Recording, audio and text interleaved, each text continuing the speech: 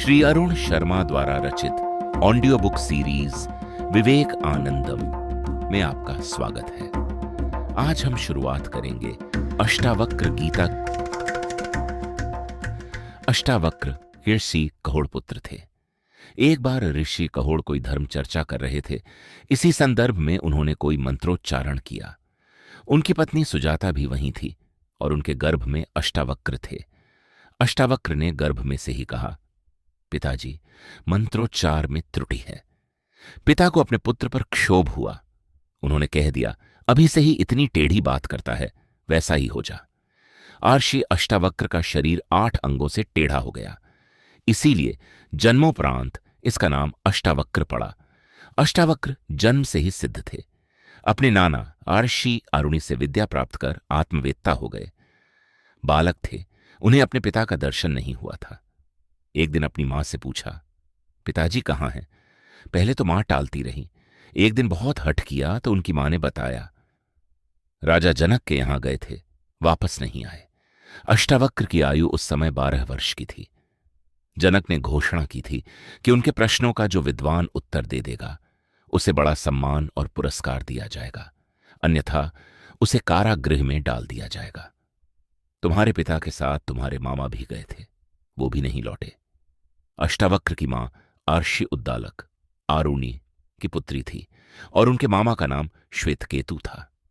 अष्टावक्र अपने पिता और मामा को छुड़ाने राजा जनक के दरबार में पहुंचे। अष्टावक्र बड़े कुरूप थे। जब वो चलते थे तो उनका शरीर 8 अंगों से टेढ़ा हो जाता था।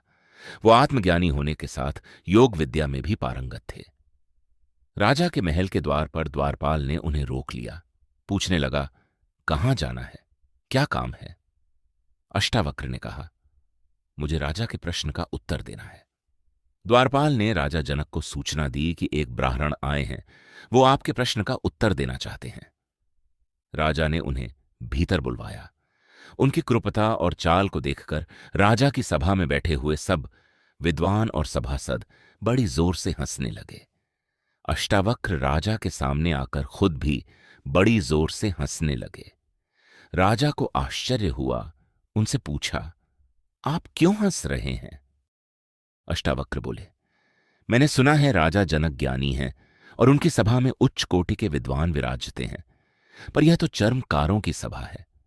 मुझे तो यहां सभी चमार दिखते हैं, कोई ज्ञानी और विद्वान दिखाई नहीं पड़ता। राजा ने क्रोधित होकर पूछा, आपके कथन का आशय क्या है? अष्टावक्र ने हंसकर कहा, चर्म दृष्टि रखने वाले चर्मकार ही होते हैं जो चमड़े को देखकर वस्तु आकलन करते हैं। चमड़े के गुण दोष को देखकर निर्णय करने वाले को चमार कहते हैं। यह भौतिक दृष्टि अज्ञानियों की होती है। ज्ञानियों की दृष्टि तो सम हुआ करती है, वो सब में एक ही आत्मा को देखते हैं। अष्टावक्र का उत्तर सुनकर राजा चुप हो गए। पूरी सभा में सन्नाटा छा गया। राजा ने पूछा, कहिए ब्राह्मण देवता, कैसे आना हुआ? अष्टावक्र ने कहा, मैं आपके प्रश्न का उत्तर देने आया हूं। राजा ने पूछा, शर्त पता है ना? अष्टावक्र ने कहा, हां, मैं जानता हूं, आप प्रश्न कीजिए। राजा प्रश्न करने ही वाला था, तभी अष्टावक्र ने उन्हें रोक दिया और कहा, राजन, आपको यह झांत होना चाहिए कि प्रश्न करने वाला याचक होता है, उसे कहां खड़ा होना चाहिए और उत्तर देने वाले का स्थान कहां होना चाहिए। राजा समझ गए और अपने सिंहासन से उतरकर नीचे आ गए। आर्षि अष्टावक्र टेढ़े मेढ़े चलते हुए चढ़कर राजा के सिंहासन पर बैठ गए और बोले, अब प्रश्न कीजिए। राजा ने पूछा, यह सच है या वह सच है? राजा के आसन पर बैठने पर उन्हें राजा के मनोभाव का बोध हो गया। उन्होंने कहा, राजन, यह भी सत्य नहीं है और वह भी सत्य नहीं है। आपने एक स्वप्न देखा था कि आप जंगल में शिकार करने गए थे। वहां रास्ता भटक गए, घोड़ा भी मर गया। आप पैदल चलते चलते बेहाल हो गए और गर्मी में भूख प्यास से तपते हुए एक ग्राम में पहुंचे। वहां गरीबों को खिचड़ी बांटी जा रही थी। आप भी भिखारियों की उस पंक्ति में खड़े हो गए। परोसने वाले के सामने पहुंचे तो पास में एक टूटा हुआ घड़ा पड़ा था। आपने उसका एक टुकड़ा उठा लिया और परोसने वाले ने उसमें खिचड़ी डाल दी। आप उस पात्र को लेकर निकट ही एक चबूतरे पर खाने के लिए बैठे ही थे। तभी 2 बैल दौड़ते हुए आए, आपको धक्का मारा और आपके हाथ से वह पात्र भी छूटकर नीचे गिर गया। तभी आपकी आंख खुल गई। राजन, न वह सच था न यह सच है। जागृत अवस्था में आप राजा हैं। जागृत अवस्था में होने वाला यह अनुभव भी मिथ्या है, और स्वप्न अवस्था में भिखारी होने वाला अनुभव भी मिथ्या है। जागृत, स्वप्न, सुषुप्ति, ये भौतिक चेतना में होने वाली अवस्थाएं हैं। आत्मा में ऐसा कोई बोध नहीं है। आप आत्मा हैं, देह नहीं है। जैसे मंदिर के छत के गोल लंबी या टेढ़ी होने से आकाश गोल लंबा या टेढ़ा नहीं हो जाता, वैसे ही आत्मा का भी शरीर की इन अवस्थाओं के साथ कोई संबंध नहीं है। आत्मा नित्य और शरीर अनित्य है। शरीर के वक्र होने से आत्मा वक्र नहीं हो जाती। राजन ज्ञानियों की आत्मदृष्टि रहती है और अज्ञानियों की चर्म दृष्टि। आर्षि के अमृत वचनों को सुनकर राजा के मन में आत्मज्ञान को प्राप्त करने की उत्कट इच्छा प्रकट हुई। राजा ने ऋषि से प्रार्थना की, मेरे चित्त के संदेहों को दूर कर मुझे आत्मदृष्टि प्रदान करने की कृपा करें। अष्टावक्र ने अपनी योग दृष्टि से जान लिया कि राजा इस ज्ञान का अधिकारी है। उन्होंने उसकी प्रार्थना को स्वीकार करते हुए आदेश के स्वर में कहा, आपने जितने भी आर्षि मुनियों और विद्वानों को कैद किया हुआ, उन्हें तुरंत रिहा करें। मेरे पिता कहोड़ और मामा श्वेतकेतु भी आपकी कैद में हैं। मैं अर्षि कहोड़ का पुत्र हूं। राजा ने क्षमा मांगते हुए सबको मुक्त किया।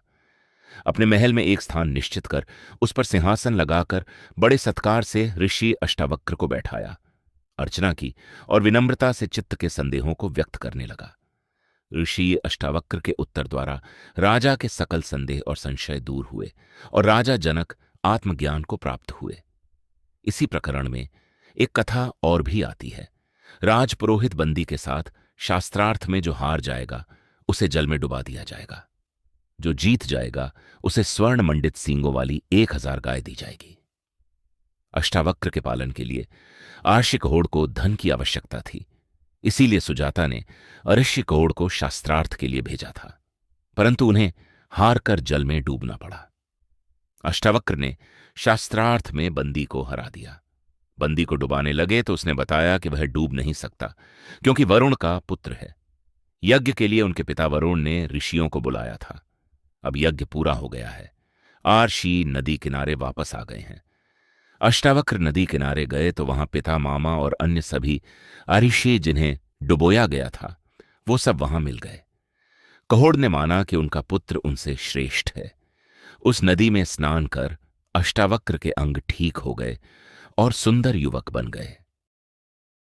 जनक कह रहे हैं, हे प्रभु, मुझे यह बताइए कि ज्ञान कैसे प्राप्त किया जाता है, अर्थात ज्ञान का स्वरूप क्या है, उसका कारण क्या है और ज्ञान प्राप्ति से क्या होता है, यानी उसका फल क्या है।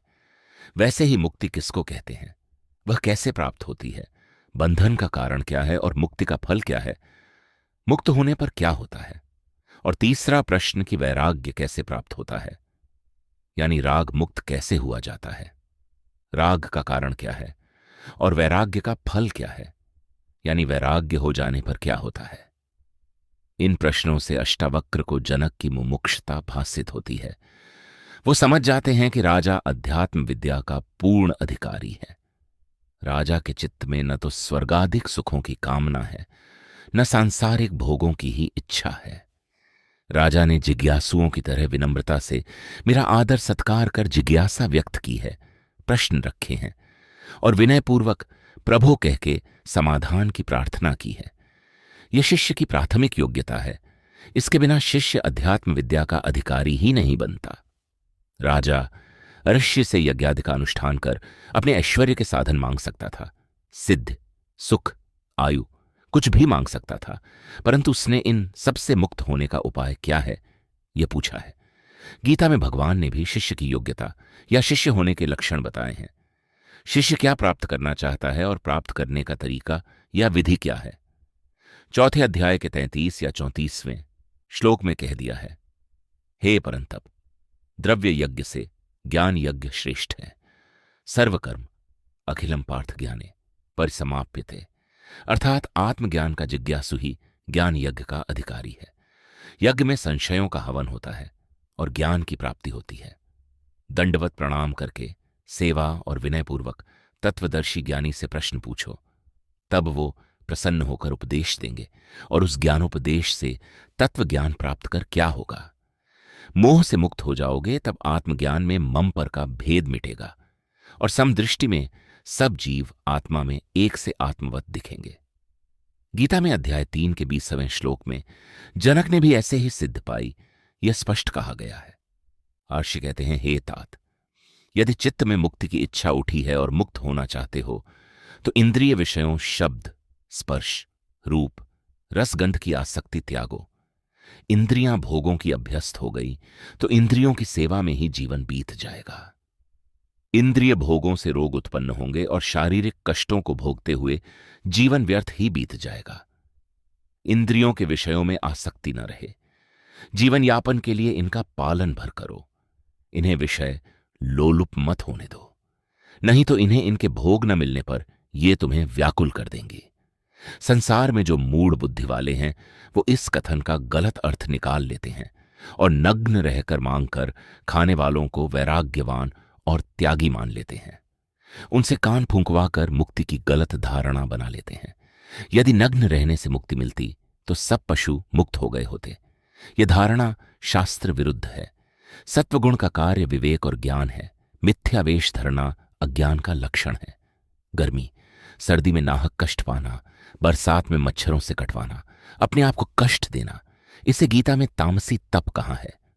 भगवान ने कहा है, ऐसे मूढ़ अपने आप को और अपने में रहने वाले मुंह वासुदेव को भी कष्ट पहुंचाते हैं।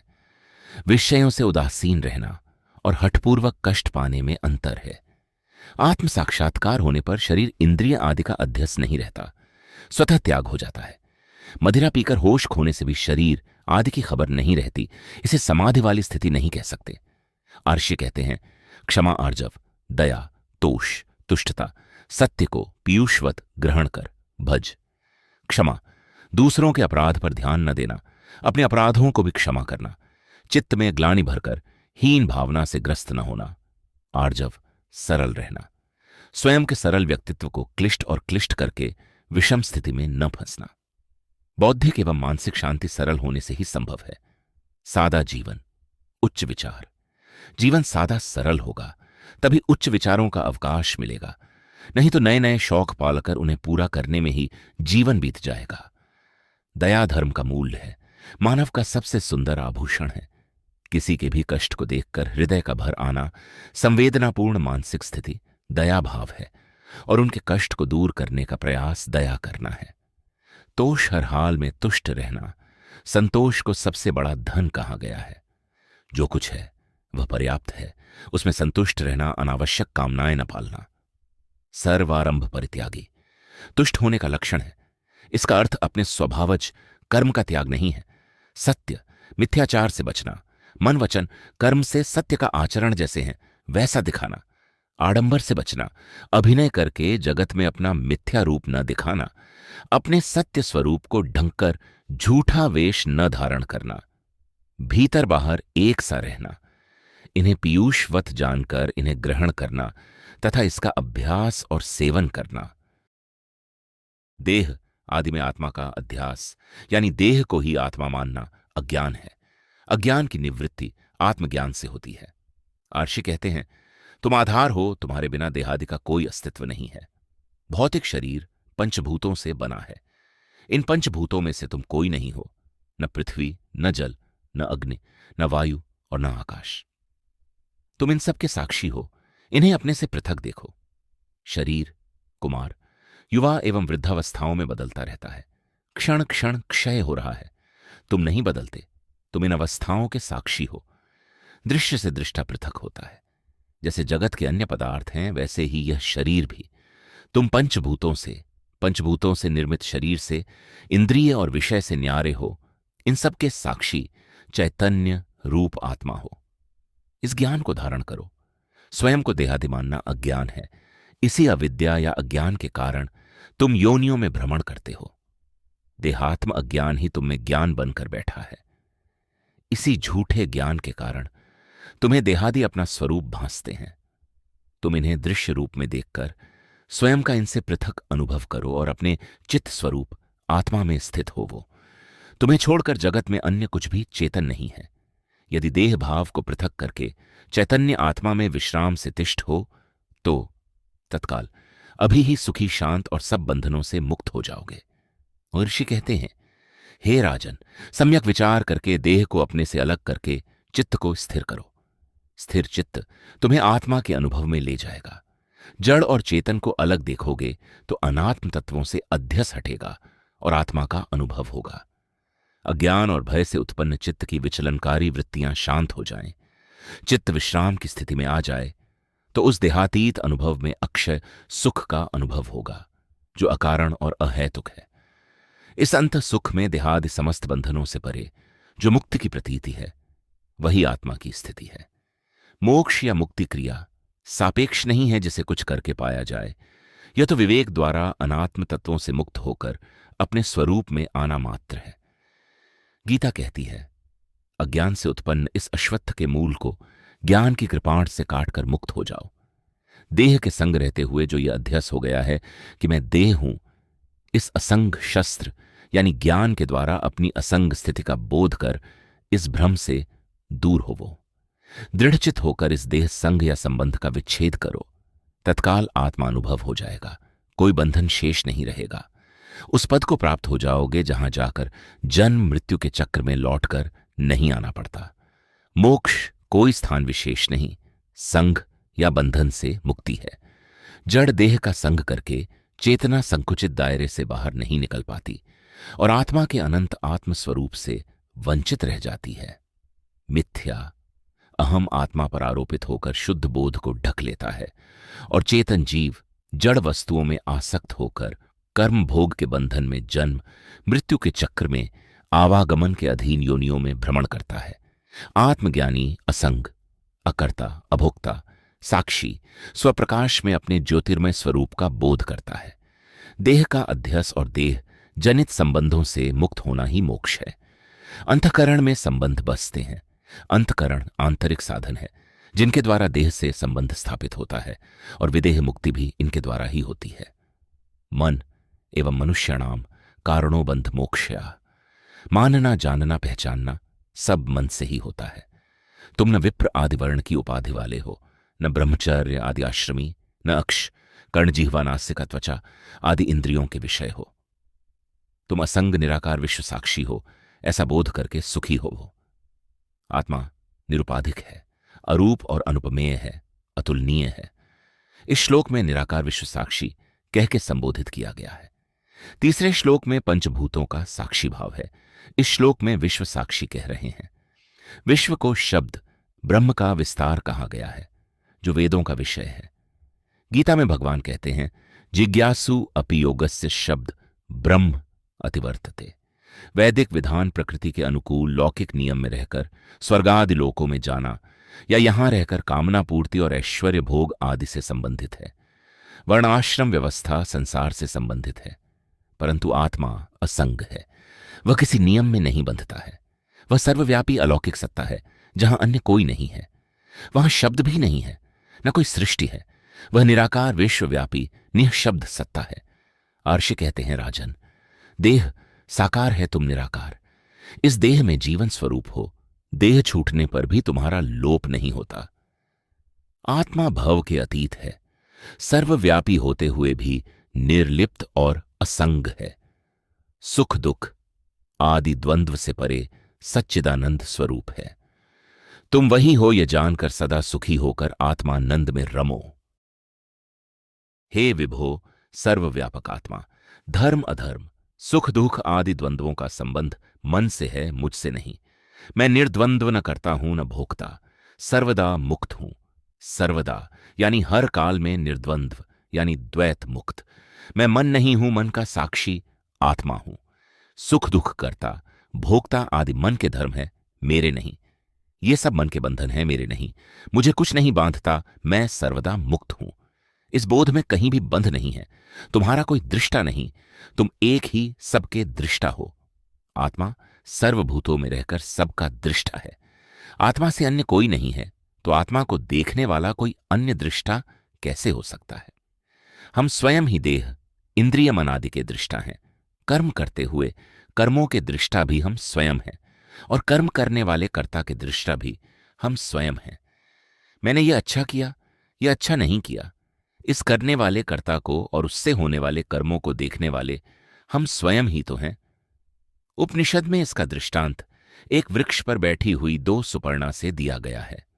आर्षि कहते हैं, हे राजन, यदि आप अपने से अलग किसी अन्य को दृष्टा मानते हैं तो यही बंध है। जो अहंकार से ग्रसित होकर मैं करता हूं ऐसा मानता है, वह महाकृष्ण अत्यंत काले विषधर सर्प से दंशित है। मैं करता नहीं हूं ऐसे विश्वास रूपी अमृत को पीकर तू सुखी हो। स्वयं को कर्ता मानने वाला विषयों के विष से दंशित होकर कर्मों का भोक्ता बनता है। उसमें विषय रूपी विषयों का विष भरा रहता है।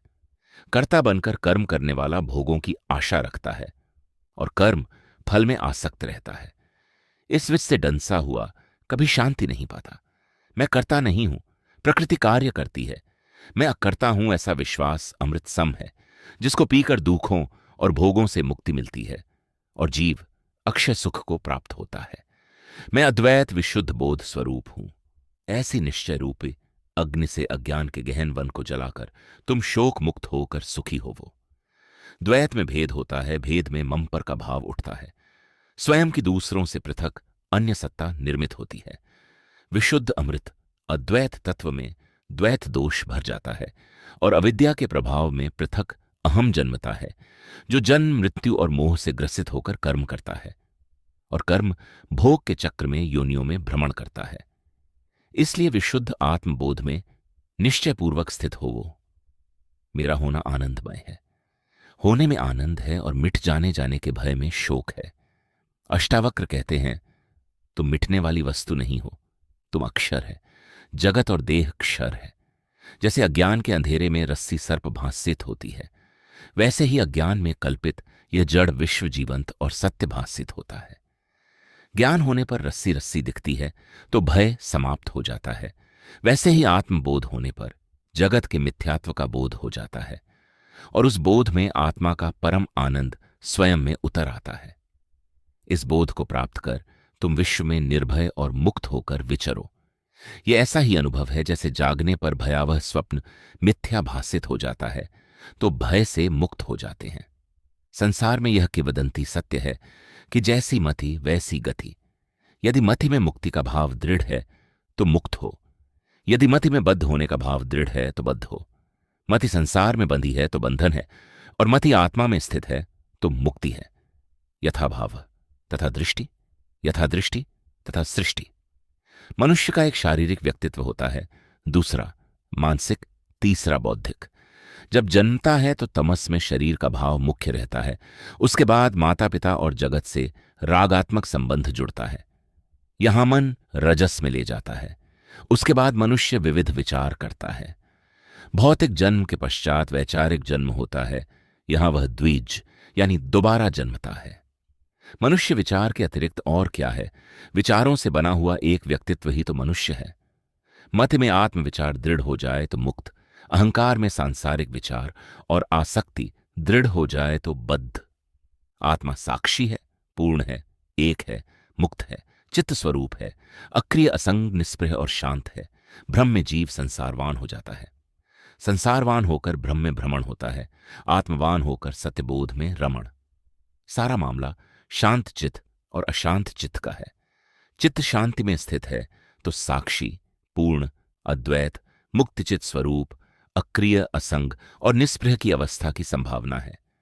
अशांत चित्त में इसके विपरीत अवस्था बन जाती है। तुलसीदास जी कहते हैं, चिदानंदमय देह तुम्हारी, विगत विकार जान अधिकारी। यानी तुम्हारी देह भौतिक नहीं, चिदानंदमय है जिसे जानने का अधिकारी। विगत विकार यानी निर्विकार, शुद्ध शांत चित्त स्वरूप वाला ही है। भौतिक देह, मानसिक देह और बौद्धिक देह विकारों से बनी है। विगत विकार होकर ही उस निर्विकार चिदानंदमय स्वरूप को पाया जाता है। शिवजी पार्वती से कहते हैं, राम सच्चिदानंद दिनेसा, नहीं तहम मोह निसा लवने सा। निज भ्रम नहीं समुझही अज्ञानी, प्रभु पर मोह धरहीन जड़ प्राणी। कूटस्थ आधार है। निहाई पर कूट कूट कर जैसे लोहे के भिन्न आकार बनाए जाते हैं, वैसे ही कूटस्थ आत्मा यानी अपने शुद्ध आपे पर ही सब भाव आरोपित किए जाते हैं। आर्षि कहते हैं वो कूटस्थ आत्मा है बोध स्वरूप, अद्वैत और नित्य तत्व है। तुम वही हो, इस भाव में रहो। उसके अतिरिक्त जो अहम भासित होता है वह भ्रम है। बाहर और भीतर वही उपद्रव कर रहा है। उस बाहर भीतर के भाव से मुक्त होकर तुम कूटस्थ आत्मा के भाव में रहो। हे पुत्र, देह के अभिमान में यानी देहो अहम बोध के पाश में तुम चिरकाल से बद्ध हो। भीतर से अपने आप को देह मानकर जगत के साथ जुड़े हो। इस मिथ्या अहम बोध को ज्ञान खड्ग से काटकर उसे मुक्त होकर सुखी हो वो। अज्ञान से देह संग जुड़े हो, ज्ञान से मुक्त हो वो। तुम निहसग, निष्क्रिय, स्वप्रकाश और निरंजन, माया रहित। आत्मा को कोई अन्य प्रकाशित नहीं करता। वह स्वप्रकाश है यानी अपने आप में चेतन है, किसी अन्य चेतना से चेतन नहीं है। तुम आत्मा हो, तुम्हें तुम जानते हो, तुम्हें तुम्हारे होने का ज्ञान है। इस ज्ञान के लिए तुम्हें अन्य किसी साधन की आवश्यकता नहीं। अन्य किसी साधन से इसे जानने का अनुष्ठान या उपक्रम करोगे तो वह साधन ही बंध बन जाएगा। उसी की लत और आदत हो जाएगी, चाहे वह समाधि का अनुष्ठान ही क्यों न हो। जो हो सतर्क होकर उसको जानो और निश्चय करके वही हो जाओ। यथार्थत इस विश्व में तुम ही व्याप्त हो और यह विश्व तुम में समाया हुआ है। तुम इससे ओतप्रोत हो। तुम शुद्ध बोध में आत्मा हो। आत्मा ही तुम्हारा यथार्थ स्वरूप है। तुम चित्त की क्षुद्र वृत्तियों से परे हो वो। माग्म, तुम्हारा आत्म स्वरूप तुम्हें नित्य प्राप्त है। उसे प्राप्त करने के लिए तुम्हें कुछ भी करने की आवश्यकता नहीं है। जो हो केवल उसे जानकर अपने शुद्ध बोध में आ जाओ। तुम अपेक्षा रहित, विकार रहित, निर्भर, जिसमें और कुछ नहीं भरा जा सकता है, पूर्ण चिद्धन स्वरूप, शीतल, जलाशय समशांत, धीर, अगाध बुद्धिबोध स्वरूप, क्षोभ रहित, चिन्मात्र वासन, शुद्ध चेतना में वास करने वाले हो वो। यहां ईर्ष्य जिस चिन्मात्र अवस्था का संकेत दे रहे हैं वह सच्चिदानंद के अतिशय निकट की स्थिति है। साकार भौतिक जगत और देहादि को मिथ्या जानो। तुम निराकार और नित्य तत्व हो, यह दृढ़ निश्चय करो। इस तत्वोपदेश को चित्त में धारण करोगे तो पुनः भव में आवागमन नहीं होगा। पुनः देह धरकर जगत में नहीं आओगे। जिस प्रकार दर्पण के सामने खड़े होने पर दर्पण के मध्य में शरीर दिखता है, वास्तव में दर्पण में शरीर नहीं होता परंतु दिखता है। दर्पण के सामने से हट जाने पर उसमें शरीर नहीं होता, निर्लिप्त शुद्ध केवल दर्पण रहता है। वैसे ही आत्मा भीतर बाहर सर्वत्र है। उसमें जो देखो वो दिखता है परंतु वास्तव में उसमें कुछ नहीं है। वह निर्लिप्त शुद्ध निर्विकार तत्व है। उसमें भासित सभी प्रतिबिंब मिथ्या है, चाहे देह हो या जगत। जैसे आकाश बाहर भीतर सर्वत्र विद्यमान है, घट में आकाश जैसे ब्रह्म भी नित्य और निरंतर सब भूतों के भीतर विद्यमान है। ये जानकर अपने ब्रह्म स्वरूप को पहचानो। आत्मा भीतर बाहर सर्वत्र व्यापक तत्व है। जैसे आकाश में घट, मठ, सभी आकार कल्पित होते हैं परंतु आकाश सदा निराकार रहता है, वैसे ही चिदाकाश में विश्व भी। इसी के साथ आज का वीडियो समाप्त होता है। हमारे साथ बने रहने के लिए धन्यवाद। आगे जुड़े रहने के लिए कृपया चैनल को सब्सक्राइब करें और वीडियो को लाइक और कमेंट करना न भूलें।